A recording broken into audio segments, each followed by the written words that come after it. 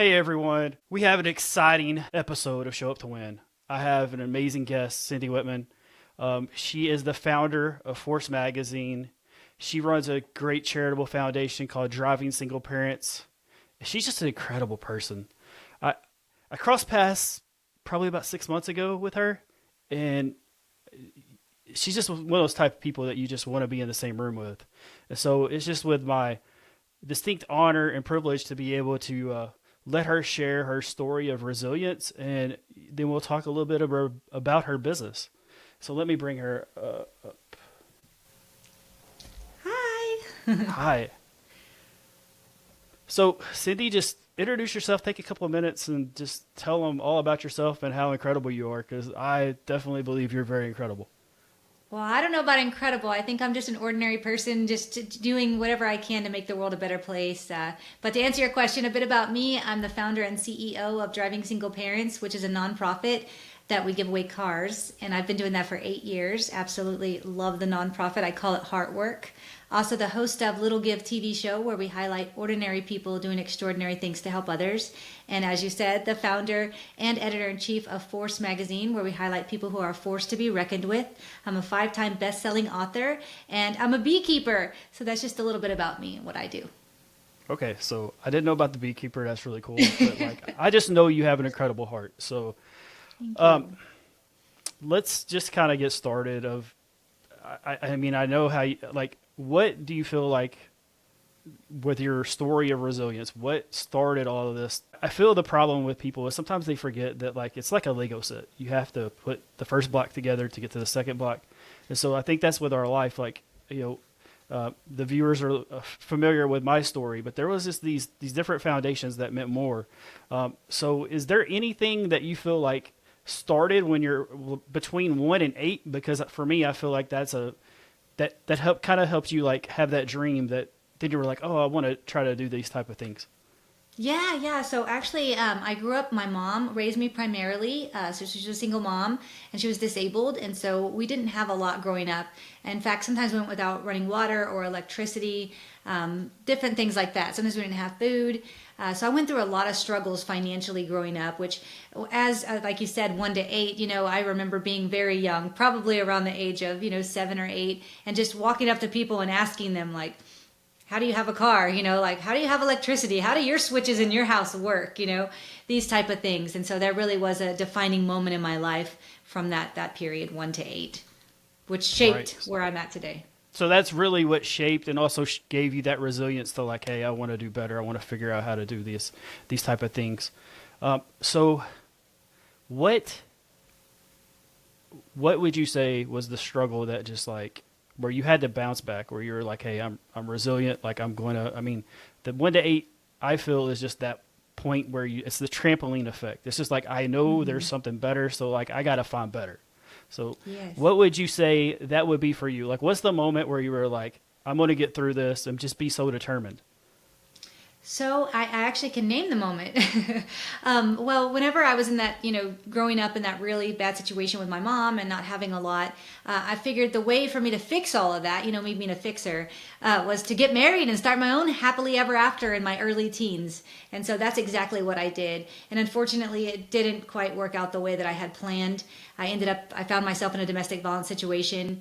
And despite the fact that my mom was super loving and sweet, terrible with money, but she was super loving and sweet, and she taught me what unconditional love was. I had never really experienced violence. And so when I found myself in this situation of being in this domestic violence mess, I kind of didn't really know what to do, but I did know that I never wanted to be that dreaded single mom. I knew that I was going to do whatever it took to make that marriage work.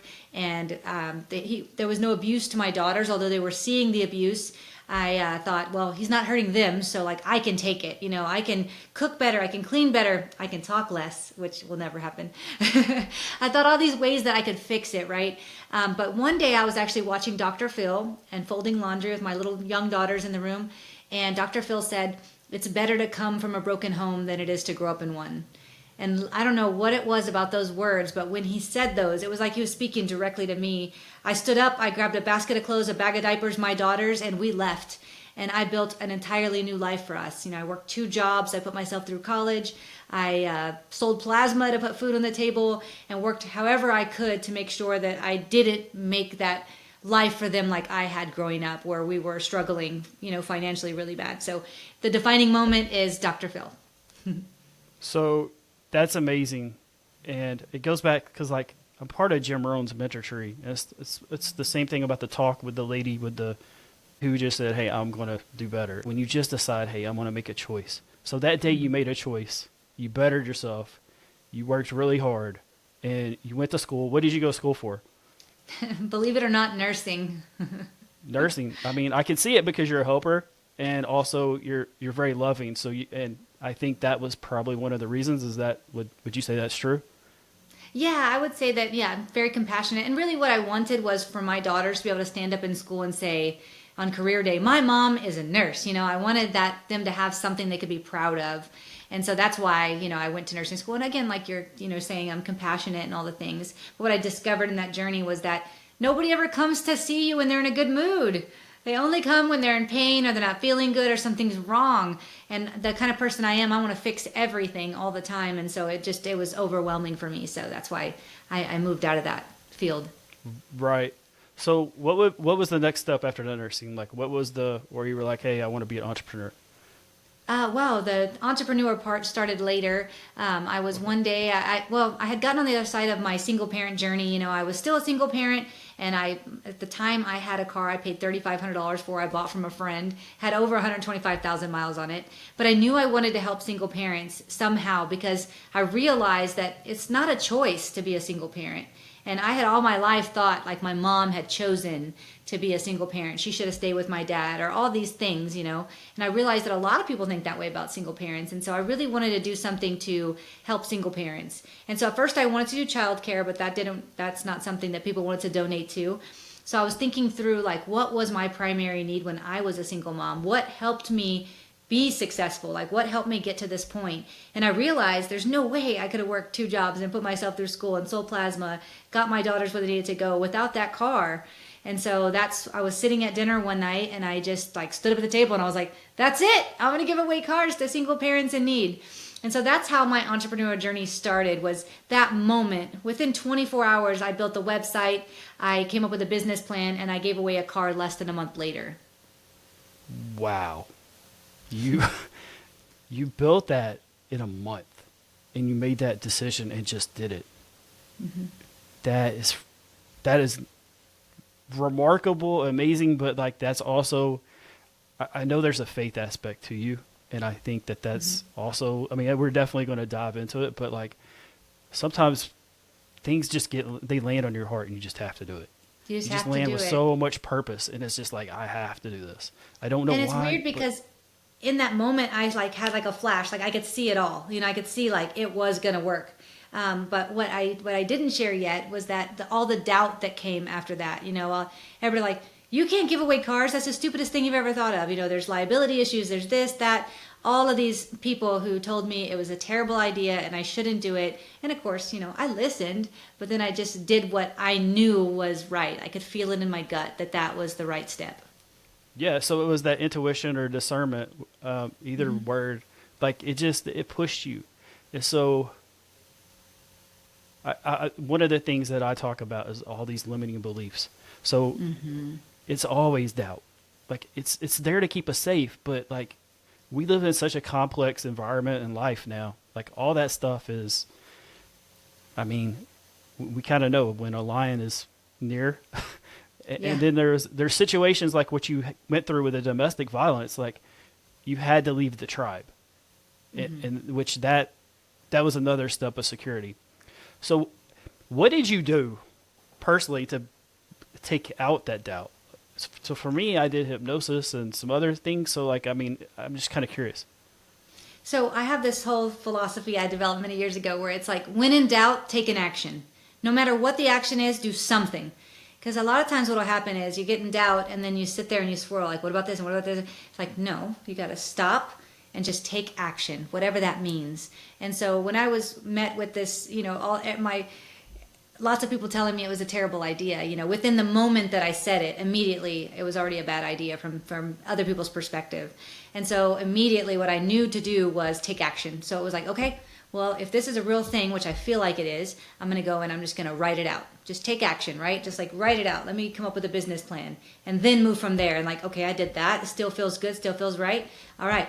Now let's build a website. Like, okay, I did that. It still feels good. Still feels right.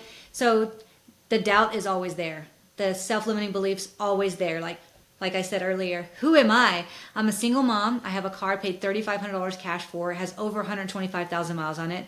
I am in no way uniquely qualified to be giving away cars to anybody because I don't even have myself figured out yet.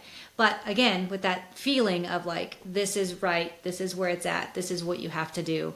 And just listening to that and then taking action to fulfill that. So was the doubt there? Yes. Did it ever leave? No.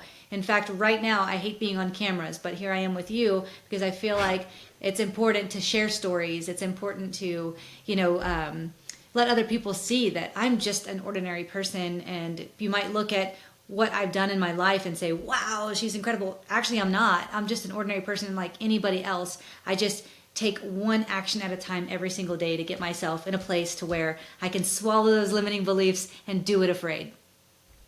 I love this. I know the audience is it's got to be taking this in, but also the other thing is for Cindy is what you're doing is doing that whole receive, give circle.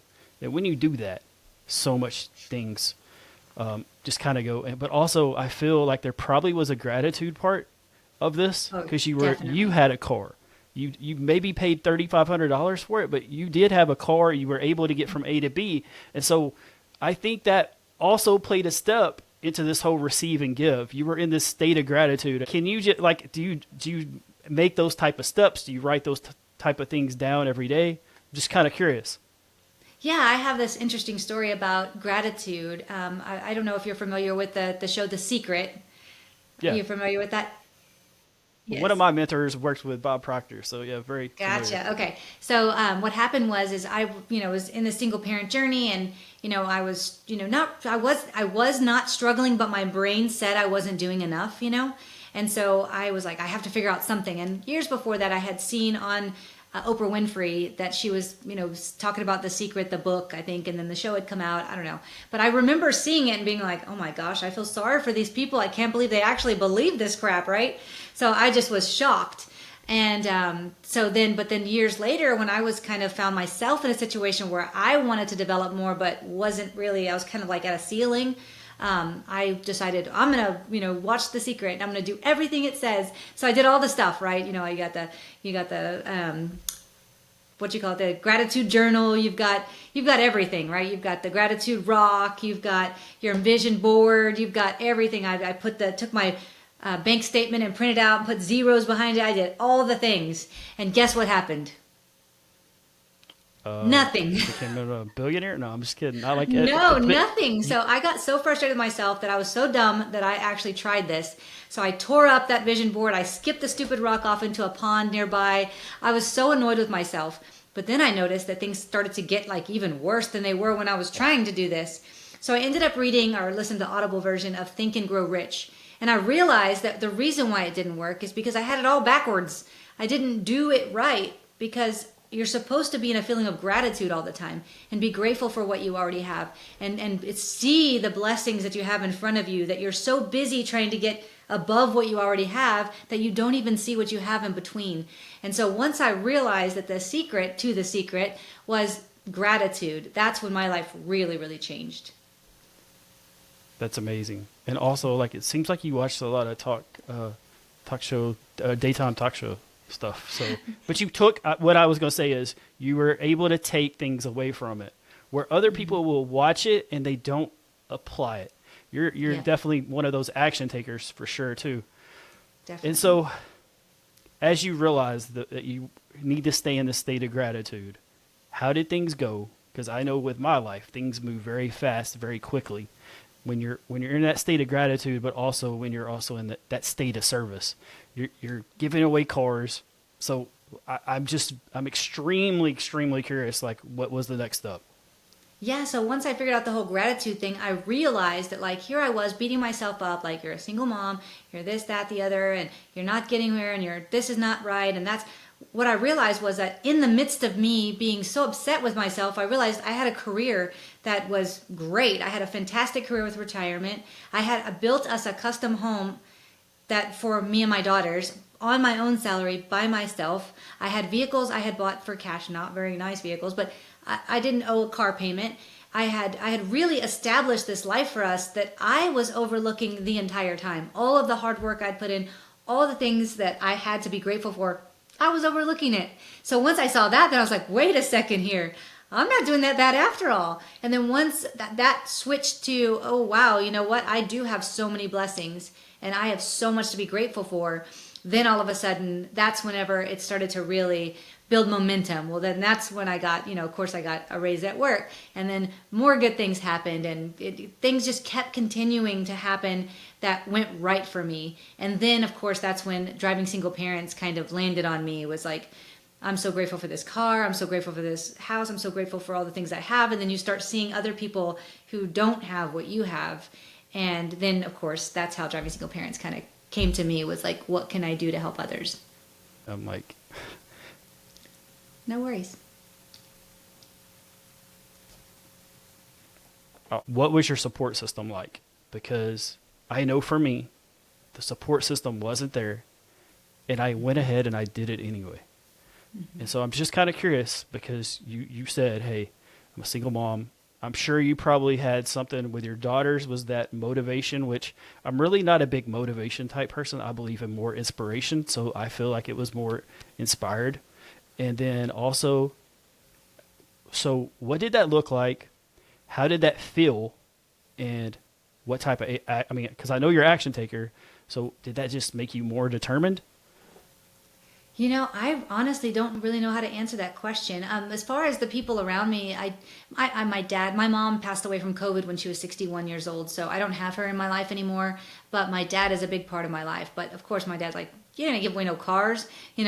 That's just not how most people think. Like, give away cars? Like, what are you, crazy? So I didn't really have the support system around my ambition to do the things that I've done in my life. But of course, whenever things are successful, people kind of come on board. But one of the things that I did do, and this might be off track of your question, but one of the things I did was I started to think, how can I'm thinking about your people, the 5 people you spend the most time with you're the average of those people, right? So I started to think like, who are the 5 people I spend most time with? I'm like, okay, well, it's these people. Like, well, but how do I expand that? Like, how do I grow? I don't know anybody who's an entrepreneur. I don't know anybody who is a nonprofit founder. I don't know anybody like this.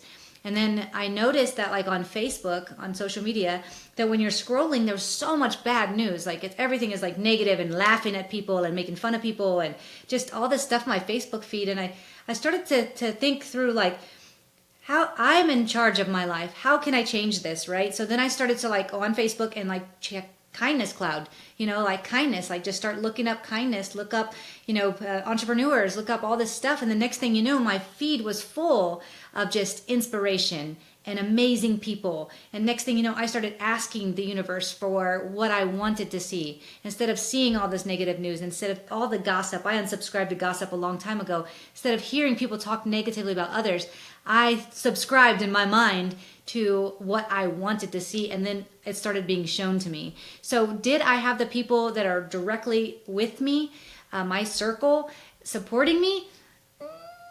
They would say they did to this day, but then it was a lot of doubt and a lot of how and a lot of why and a lot of, questions and a lot of their self-limiting beliefs being put on me. But now, of course, all of these people are just been so supportive. But I had to command what I wanted to see. I had to ask the universe for what I wanted in my life that was going to help me continue to do good to make the world a better place. So, Cindy, you said some really good things, but the one thing that I feel is the key takeaway for the listeners is to know that, like, you didn't have that support. You went and kind of found that support.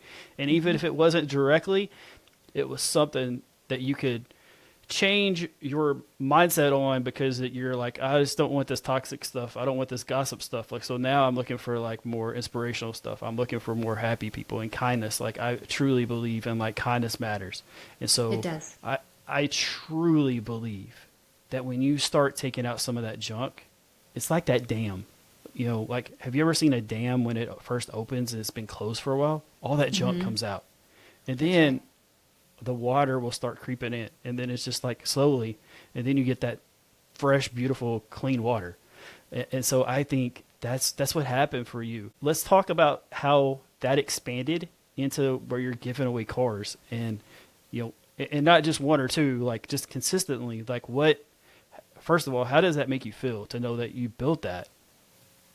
You know, it makes me feel excited because I look at where the people we've helped are now and how they're doing, and I get overwhelmed with joy. And it's that feeling of, you know, I told you when I first founded the nonprofit that I was like, this just feels right, and I don't care what anybody else says. Like, I can see it, it's there. It feels like I'm in the right place at the right time, doing the right things. When did this transition of where you started getting your support, because you talked about how you're, you know, the people close around you, like, they changed, and then their experience changed, so their beliefs changed. And so their experience was like, oh, Cindy's like giving away cars. Oh, Cindy's doing this. Like, so how did that translate into more confidence, but also it translated into like the celebration? So I'm a big believer in celebrating, just even the small things, like just these consistent actions. Like, tomorrow I'm starting 75 Hard, and the reason I'm doing it is just because I want to test my limitations. Yeah. And so what do you feel like that was in your case? Yeah, I mean, I feel like I believe people kind of came on board when they saw, like, wow, she really did it. She really gave away a car, and it was real. I'd love to, if you wouldn't mind, to share a story of the very first car giveaway. Would that be okay? That would absolutely be great. Thanks. And things, like I was telling you earlier, is like things just started to happen. Like, I had the idea, I wrote the business plan, I came up with everything, and then boom, before you knew it, the perfect person came in to give the car to. And then boom, the perfect vehicle and the perfect partnership and the perfect, like, everything just kind of happened because I saw it here first and I believed that I could do it. And so I don't think it was magic. I believe that it's all just... You set your mind to something and then you can accomplish it. You got to see it in your mind before you can actually accomplish it. So anyways, the very first vehicle... One question real quick, because you just said something. I truly believe in visualization. So that was the step that I took to make me from a bench basketball player to a player who quit basketball in high school for 2 years and then ended up playing basketball overseas. Was I started visualizing things. So were you visualizing giving away these cars? Because that's also a huge step for the listeners, is like, that just brings everything to more, because that confidence and that experience happens. Your mind doesn't know if that really happened, or like it believes it happened. Yeah. Oh, definitely visualization. And I'd love to just piggyback on your confidence thing. I don't even have confidence to this day. You know, it's not that. I never feel like I'm so confident. I always feel like I'm just going to do it afraid. Like, everything, like, I'm just going to do it afraid. All of it. You know, like, I'm going to go to these dealerships and I might just be little Cindy from nowhere, but I'm going to explain to them the impact we're going to make with these cars. And I'm going to convince them that they're going to help me with my mission to change these people's lives. Did I feel confident when I went in? No, I did not feel confident. But I had to convince myself. I had to see it myself that I could do it. I could do it, and I could do it afraid. And even some of the best things I've ever done in my life, I've done with shaky hands. And I just want your audience your listeners to know that you don't have to be confident to do something. The confidence will follow. And it may not follow 100%, but you can get there. So a lot of people say, well, I'm not confident enough to do that. Well, neither was I.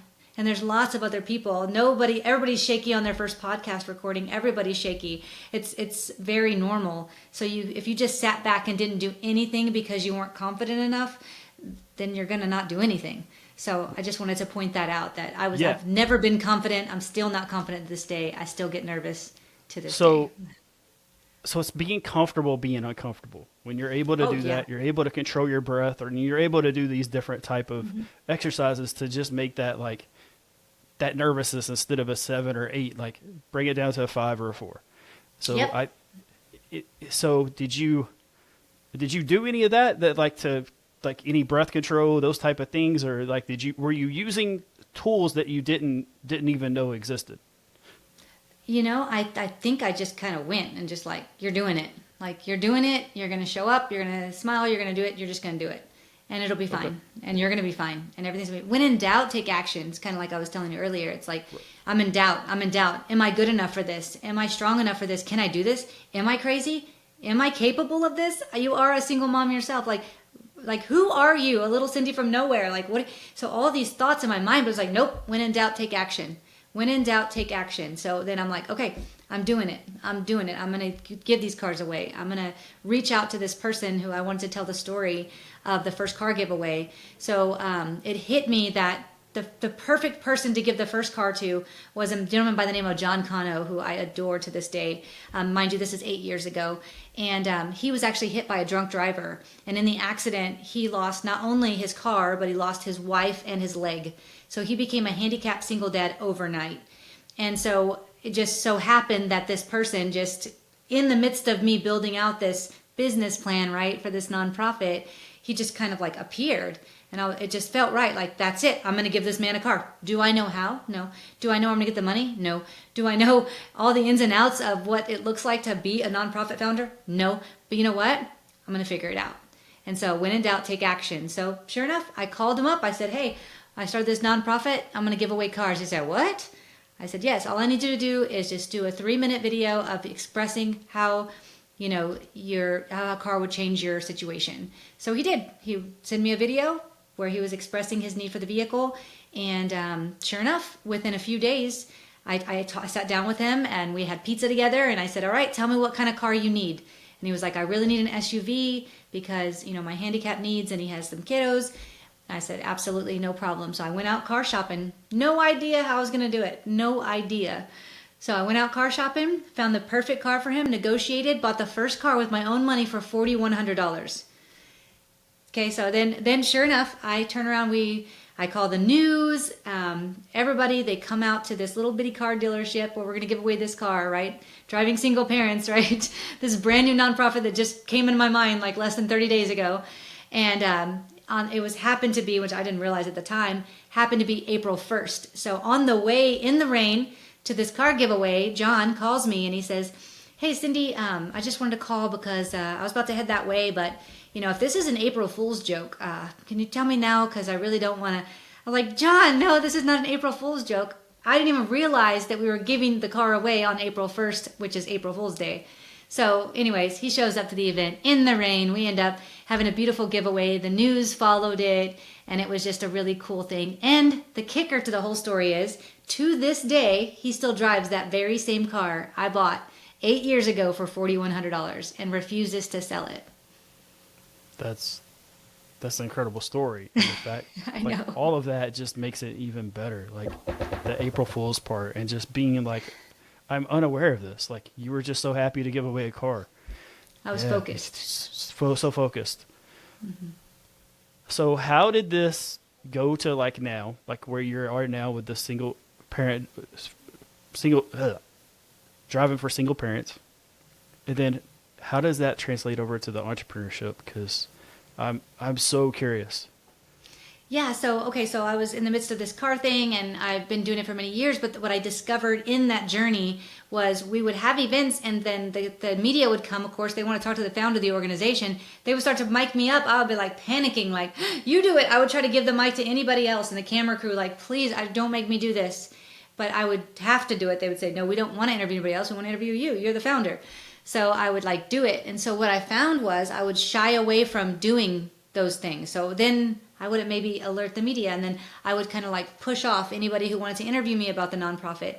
Over time, I start to realize like, hey, my fear of public speaking is going to really hold us back. Like we're not going to be able to grow and scale and really get out what my main mission is, which is to help single parents get back on the road to success without me swallowing my fear and doing it afraid. Like you're going to have to just like do it. So there came a point one day I just said, you know what? It was September of 2022, I believe. Yeah. My mom had passed away in 2021, and I realized, like, man, life is really short, and I've got to get out of this. Got to find a way to like share the mission further and greater and wider. So I made a commitment to myself in September of that year. Like I said, I believe it was 2022, where I just said, you know what? I'm just going to do it afraid. I'm just going to start showing up. Any interview, everything, I'm just going to start saying yes to everything. If somebody invites me on a podcast, I get news interviews, whatever it is, I'm just going to say yes from now on. So about 3 weeks later, I ended up getting offered an opportunity to write a book, to co-author a book. And of course, the first thing I said was like, absolutely not. I don't even like to read. I'm not good. I'm not qualified. I'm not an author. I don't want anybody, I don't want my name on anything. I'm scared. But then I said, dang it. I told myself I was going to do it afraid. So I said yes, which was such a cool thing. So I ended up co-authoring a book called Shattering the Stigma of Single Motherhood, which I do want to do that, So I did that book. And then within the very short order, I got offered several other book opportunities. And I said no to all of them. None of them felt right. Then I got offered an opportunity to co-author a book called Overcoming Self-Sabotage. And then I thought, geez, I could write 10 books on this. Like, of course, I'll do this one. Well, then that turned into the offer for the TV show. And so that's kind of how things got started. Was I just started saying yes to podcasts. I started saying yes to news interviews. I said yes to the book. I started doing press releases. I started just like yes to everything that I possibly could that felt right. So as long as you were aligned, you were like, yeah, I'll do it. It's very similar to how I got into podcasting. Yeah. Yeah, and sometimes I was just terrified and I didn't want to do it. And people would say, you look so good on the news. I'm like, you should have seen what I look like on the inside. It was not good.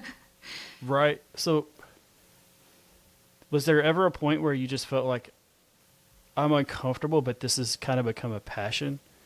Is this, like if the media part started to become a passion? That's kind of how I'm feeling. Is that the case? Yeah, the media part started to become where like, wow, this is what I want to do. I want to help people. I want to share this story. I want to show people that you might see me on the cover of a magazine, but I do not have it all figured out. And you might look on social media and see some of these influencers that look like they have the best vacations and the best bodies and the best everything, but none of them have it figured out. And so the more I started to realize, like, sharing my real, raw, true story, who I am, and just being myself could help other people, then it was like, okay, I could do this. I could do this if it's for somebody else. Yeah, so I guess the question is like, where did Cindy, because your focus has been on others. Where's the focus turn where you get into self-care? Because I think that's another part of this page that probably needs to be told. Because I know that their listeners are like, well, I do things for others all the time, but like they don't value me or they don't appreciate me. And so sometimes I think we give, and then we just don't realize that like, hey, we just need to put our hands out and receive. What was the case for that? Yeah, so what I started to do is I started to really focus, like a lot of people focus on the ROI, right? Return on investment. I really switched my focus to, I'm not going to do that anymore. I'm going to focus on my ROE, my return on energy. And so when you say self-care, to me, that means I'm getting energy back, right? And so I focus on my return on energy. So everything I do, I'm getting a return on energy. And if I'm not getting my return on energy, I'm going to shy away from that. If I have a relationship in my life that's sucking the life out of me and I'm not getting my energy back, then I'm going to move away from that. And not in a negative way, but in a way it's like, okay, I got to take care of me. And I think energy is the biggest thing that helping others gives me the energy that I need to continue to help others. So for my self-care, it's really putting myself in the room with people like you who really genuinely care about others and want to share the story of resilience and inspiration and help others. So putting myself in situations where people are helping me get my return on energy. And that's with everything I do. If I have a workout plan that I'm not getting my return on energy, I will change it. If my food is not giving my return on energy, I will change it. If my circle of friends, if my career, if a job I'm doing, if a speaking engagement, whatever it is, if I'm not getting that feeling of return on energy, I'm moving away from it. And that helps me a lot refill my cup and recharge my batteries.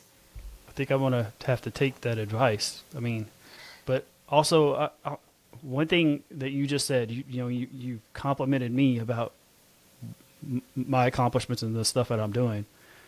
How did that feel when people did that for you at the first time? Like, was it doesn't feel correct, but I'm in that receive part and I'm like, okay, they see this I don't see it in myself. How was that experience for you?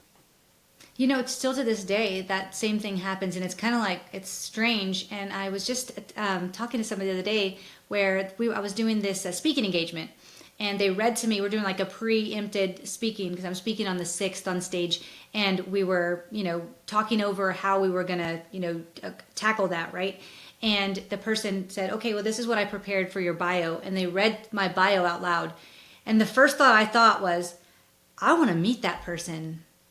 And then I realized that person's me. And Yes. what I'm doing is I am fulfilling my life's purpose, and I'm doing all the things all the things I've ever wanted to be and do. I'm just doing it. And I'm not done yet. I mean, I have so much more to grow to, and I'm not perfect. But when I hear compliments or I hear my bio or something, I'm like, I want to meet that person because that's who I want to be. And then I'm like, wait, that's who I am.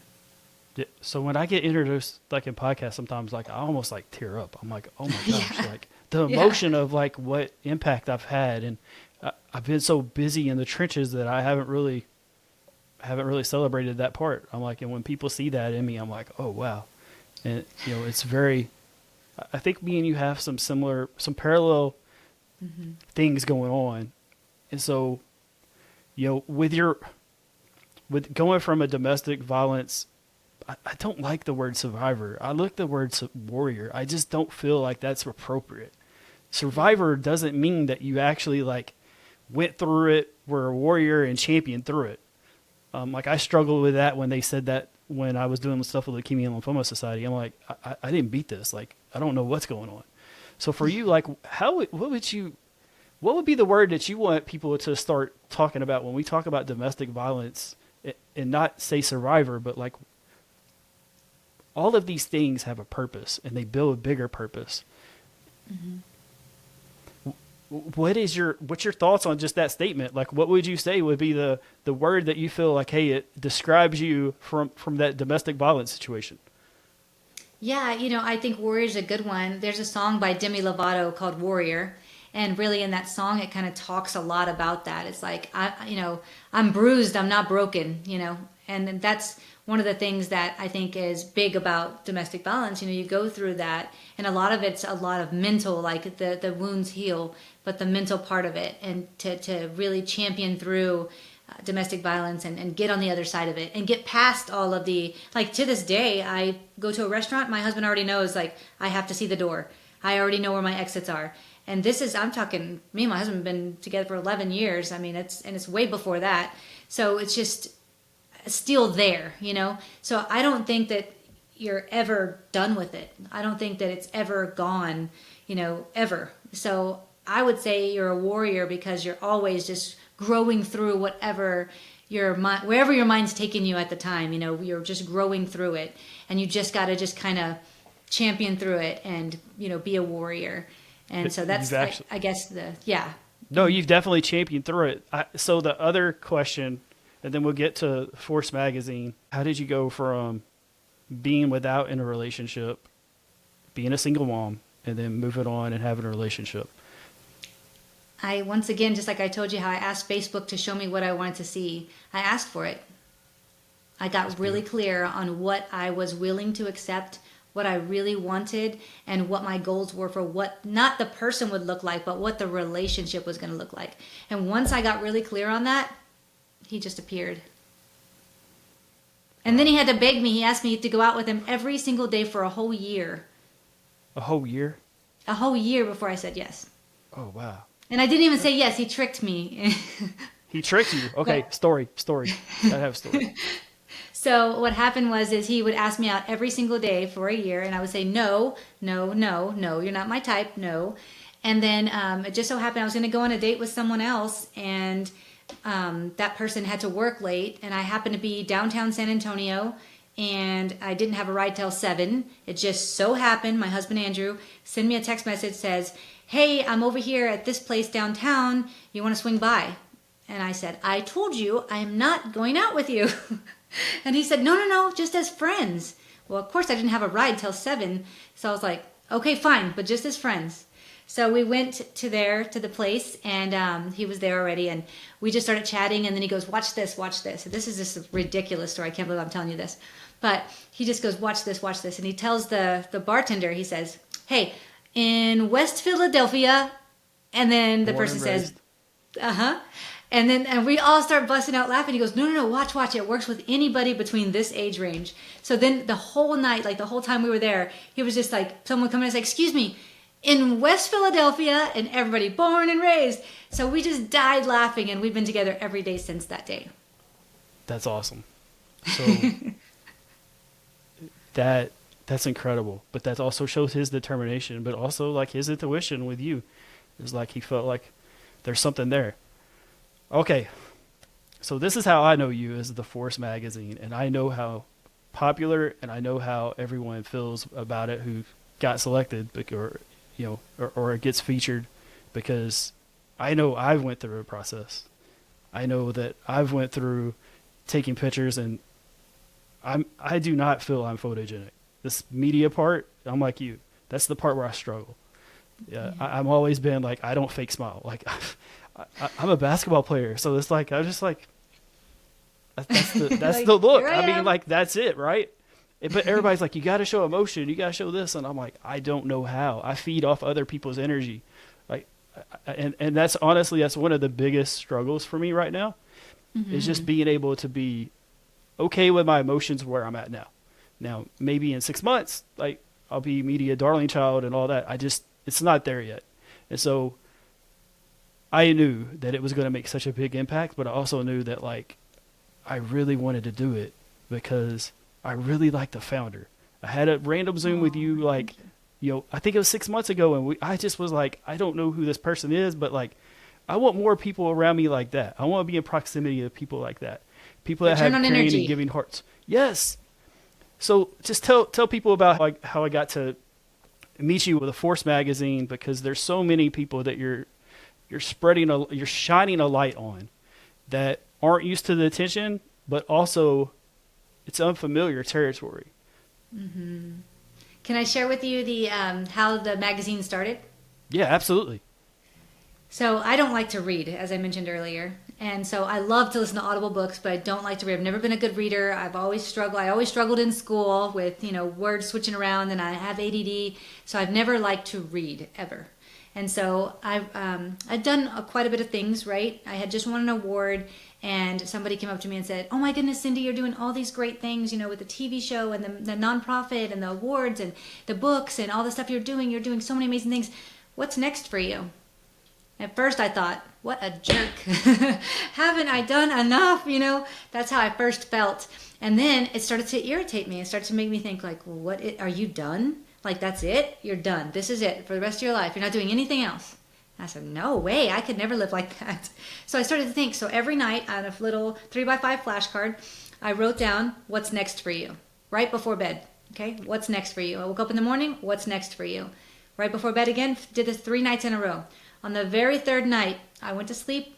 And in my dream, I dreamt up the very first issue of Force magazine. And I had not even taken a picture of what the cover looked like at that point. Again, I don't like to read. How am I going to be the founder and editor, right? No way, right? So I wake up in the morning immediately, and I have that feeling like I did with Driving Single Parents, like, oh my gosh, is this about to happen? Like, first, no way, no how. You don't like to read. There's no way you can do this. Then it was just take action. So I just wrote it out.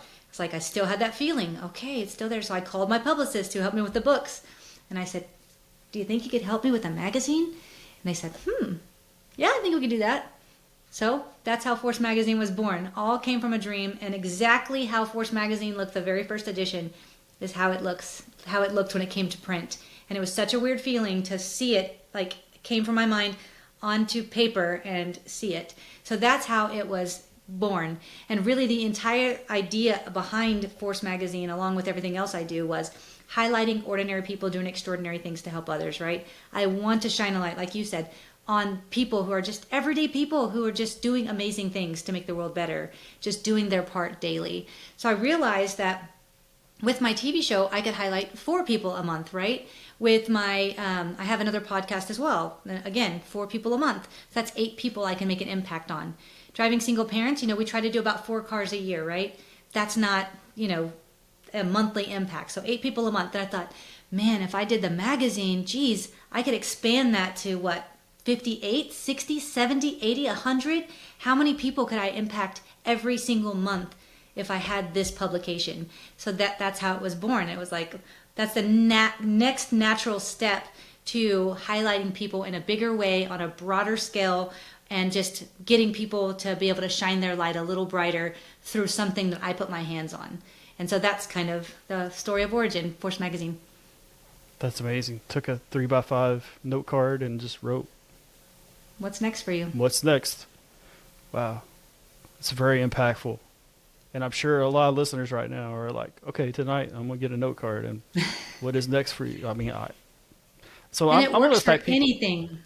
It works for any question. That's what I was going to say. Also, like if you put a glass of water over the top of it, like because the words will because it's energy. And the energy will go into the water and you drink it. I mean, I've been doing that for, I want to say good 3.5, 4 months. I haven't heard of that before, but cool. I'll have to try that one. So, all right. So we got to wrap this up. I really don't want to. I'm sure I would love to pick your brain for like a couple of hours, but I know you're a busy person. So where can our listeners find you and just be able to follow you on your social? Like where do we find you? How they work with you? Well, you could definitely look me up on Google under my name. You can also visit me at cindywhitteman.com. So it's CindywItteman.com. And don't forget the E. Everybody forgets the E. So follow me anywhere under Cindy Whitman. You can follow Force Magazine under force.magazine.feature on Instagram. And you can visit our websites at cfviews.com. You can find me pretty much anywhere. Awesome. Okay. And for the nonprofit, drivingsingleparents.org. Drivingsingleparents.org. Okay. Mm-hmm. All right. Well, I know the listeners got a just amazing show today, and I'm so happy, so filled with joy being able to have you on the show. And I'm looking forward to having you on another one. I mean, so I feel like these podcasts are going to be like, this one's going to be resilience, another one's going to be about sports, and another one's going to be about business. So I definitely would love to have you on that one, and I'd love to have you back for sure. I'm incredibly, I love your story so much because it's all about giving and receiving for other people. It's just such an amazing story. So thank you. Again, thank you to our listeners. Thank you for having me on. Yeah, absolutely. It was a no-brainer for me. It was just, where can I get in for your busy schedule? That's it. I mean, where can I fit in? And then also, how can I structure a conversation and make sure that the listeners get the value that they would if they were in the same room with you? And I think we delivered that today. I truly do. Thank you. Right. Thank you.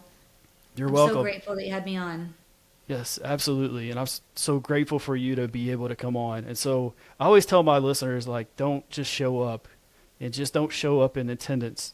Like, show up in presence. And that's really what show up to win. So, don't just show up to win. Thanks, guys.